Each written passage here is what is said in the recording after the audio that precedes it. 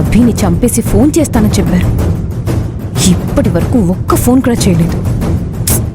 అసలు ఎక్కడికి వెళ్ళినట్టు?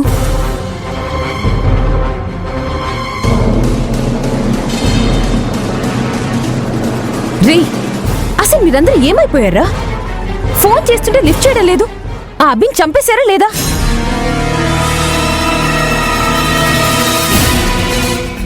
అడుగుతున్న ప్రశ్నకి సమాధానం చెప్పలేదంటే మీరు వెళ్ళిన పని అవ్వలేదు, అంతేనా?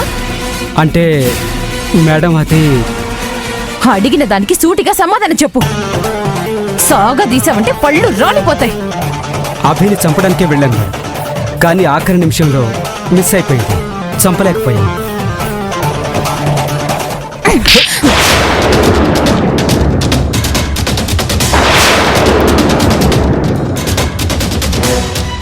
అసలు మీలాంటి చేతగాని వాళ్ళకి ఇలాంటి పని అప్పగించినందుకు నన్ను నేను చెప్పు తీసుకుని కొట్టుకోవాలి.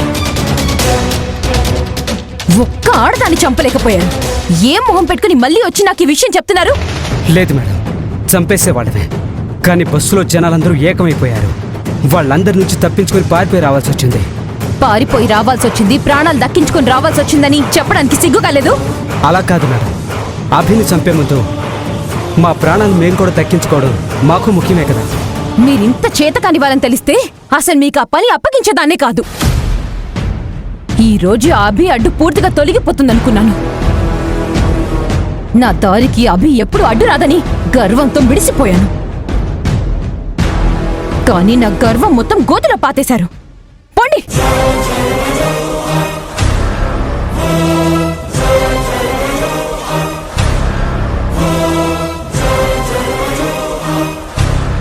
అసలు అభి ఏం చేయబోతుంది? నెక్స్ట్ ఎలాంటి ముందడుగు వేయబోతుంది? వాళ్ళ ఊరెళ్ళిందంటే ఖచ్చితంగా ఏదో ప్లాన్ మీదే వెళ్ళుంటుంది. అదేమై ఉంటుంది? అత్తయ్యని మావయ్యని రేపే కోర్టులో ప్రొజెక్ట్ చేయాలి. ఇలాంటి సమయంలో అభి ఊరెళ్ళింది అంటే ఖచ్చితంగా ఏదో బలమైన స్టెప్ వేయబోతుంది. అదేమై ఉంటుంది?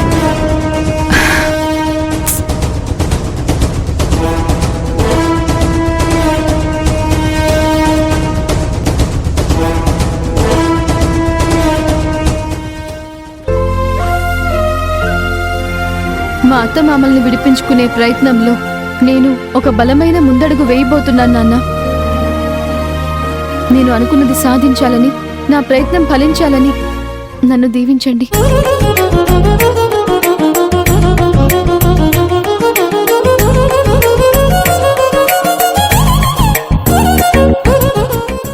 అభి, నువ్వేం చేయబోతున్నావు, ఎలాంటి అడుగు వేయబోతున్నావో మాకింకా అర్థం కాలేదు. కానీ మీ అత్తమామల్ని విడిపించడానికి నువ్వు చేసే ప్రయత్నం ఖచ్చితంగా ఫలించాలని మేమిద్దరం మనసారా కోరుకుంటున్నాం.